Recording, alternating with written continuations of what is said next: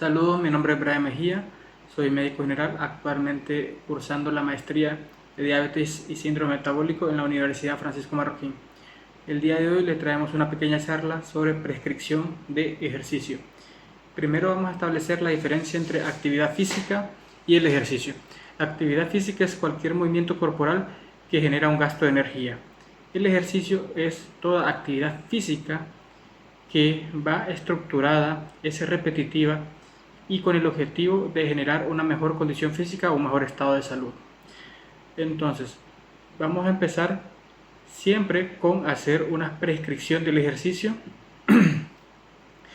personalizada, o sea, individualizada para cada tipo de persona, para cada tipo de paciente. ¿Cómo vamos a hacer esto? Esto lo vamos a hacer en base a la historia clínica del paciente.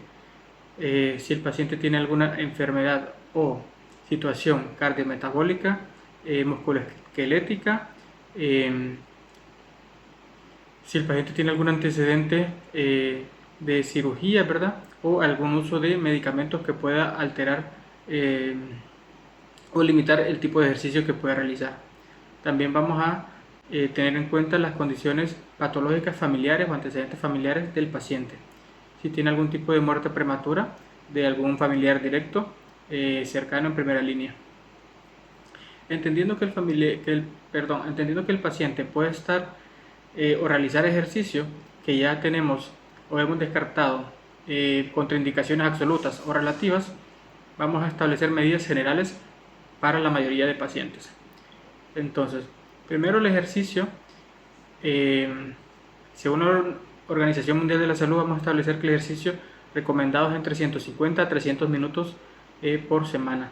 Esto puede ser una combinación de ejercicio aeróbico y ejercicio de fuerza. El ejercicio aeróbico vamos a obtener la energía mediante el oxígeno. El ejercicio de fuerza es el que realizamos contra resistencia, como ser el levantamiento de pesas, el uso de medias o de vendas elásticas,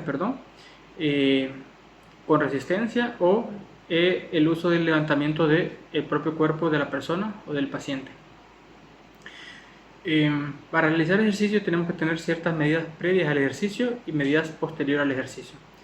Dentro de las recomendaciones vamos a tener que antes de realizar ejercicio es recomendable tomar el peso del paciente para saber posteriormente a realizar el ejercicio si el paciente ha perdido peso, cuánto ha perdido peso en su porcentaje, y este peso lo vamos a evaluar como pérdida de líquidos. Entonces vamos a ver si el paciente tiene un grado de deshidratación. Entendiendo eso, antes de realizar el ejercicio vamos a tener al paciente bien hidratado. Esto va a ser entre 5 a 10 ml por kilogramo de peso unas 3-4 horas antes. Y la hidratación durante el ejercicio se va a hacer cada 15 o cada 10 minutos, dependiendo el tipo de ejercicio, dependiendo de la intensidad y estructura del paciente, el clima y el uso de ropa para realizar ese tipo de ejercicio. Igualmente, antes de realizar el ejercicio vamos a valorar el uso de nuestro aparatito, nuestro glucómetro, para saber la glucemia del paciente. Si el paciente tiene alguna condición que nos pueda alterar su azúcar en sangre, vamos a tener o explicarle al paciente que menor a 70 miligramos por decilitro estamos en hipoglicemia y vamos a corregirla idealmente por la regla de los 15, que son 15 gramos de carbohidratos cada 15 minutos, e ir midiendo hasta llegar al rango que queremos. Si estamos de 70 a 100, 70 a 90, igualmente vamos a tomar un carbohidrato, una medida de carbohidrato, puede ser una fruta, para llegar a un rango entre los 100 a 250 para que podamos hacer un ejercicio de forma segura. Si el paciente tiene 250 de miligramos por decilitro el azúcar en sangre, tenemos que ver si tenemos cetonas en orina. Si el paciente tiene cetonas, pues tenemos que corregir la hiperglucemia y no realizar ejercicio en ese momento. Igualmente, antes de realizar ejercicio, tenemos que hacer una evaluación de los miembros inferiores, específicamente de los pies.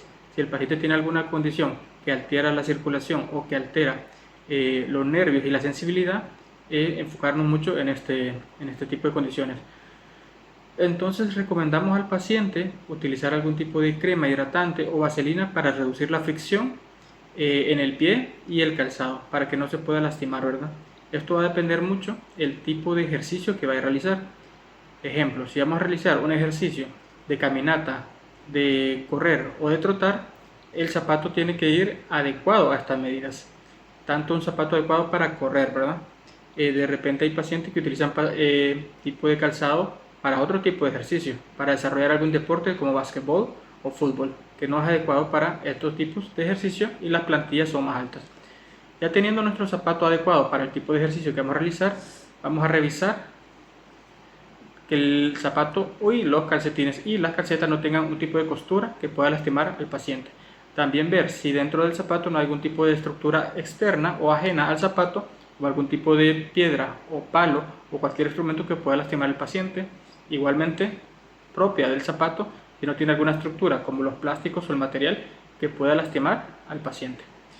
Descartando que el paciente no tenga en su calzado ningún tipo de instrumento que lo pueda lastimar, también vamos a revisar el pie del paciente, el corte de las uñas, si tiene resequedad, si tiene algún tipo de laceración, si tiene algún golpe o trauma, para evitar siempre un daño al tejido del paciente y que nos pueda complicar. Entonces, hasta ahorita tenemos la hidratación del paciente, siempre previo al ejercicio, la medida de peso para saber si posteriormente perdió peso en base a líquidos, la toma de la glucosa y la revisión del calzado. Entrando propiamente al ejercicio, bueno, también conocer la historia clínica del paciente. Entrando propiamente al ejercicio vamos a estar en diferentes etapas. Primero vamos a entrar el calentamiento. El calentamiento nos ayuda tanto a mejorar la respuesta del cuerpo hacia el ejercicio, mejorando y aumentando la condición, la frecuencia cardíaca, mejorando el flujo sanguíneo y aumentando la temperatura. El calentamiento puede ser un ejercicio aeróbico, como ser caminata de forma lenta, entre 5 a 10 minutos. También podemos elaborar o introducir un ejercicio de equilibrio, ¿verdad? En este caso puede ser yoga, que va a tener ciertos beneficios, como el control neuromuscular, mejorar nuestro control neuromuscular y mejorar las actividades generales a la respuesta al ejercicio que vamos a realizar. Igualmente, entre 5 y 10 minutos podemos realizar este tipo de ejercicio. Una vez habiendo calentado, podemos realizar nuestro ejercicio de fuerza o nuestro ejercicio de aeróbico, e idealmente podemos hacer una combinación de estos en determinados días, ¿verdad? Siempre especificando un ejercicio de fuerza determinado grupo muscular. Nuestro ejercicio puede variar entre 30 a 60 minutos dependiendo de la cantidad de grupos musculares que queremos ejercitar. El ejercicio, como habíamos dicho antes, tenemos que estar con grados de hidratación cada 20-30 minutos si es menos de una hora, o si es más de una hora, otro tipo de hidratación. Entonces, entre 15 a 30 a 20, entre 5, perdón, a 10 ml antes del ejercicio para estar hidratados.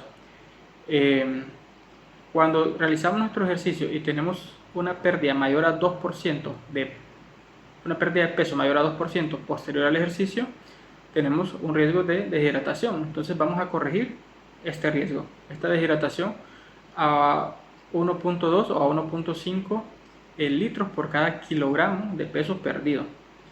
Entonces, un ejemplo, si tenemos un paciente de 60 kilos y perdió más de 1.2 litros, que entra nuestro criterio, le vamos a brindar una hidratación de reposición de líquidos. Esto no va a ser inmediatamente al ejercicio, puede ir tomando durante el lapso del día. ¿Qué más? Terminamos nuestro ejercicio, vamos a entrar en la etapa de enfriamiento. La etapa de enfriamiento es el regreso al estado del cuerpo en reposo. Esto igualmente va a durar de 5 a 10 minutos, nos va a ayudar a evitar lesiones.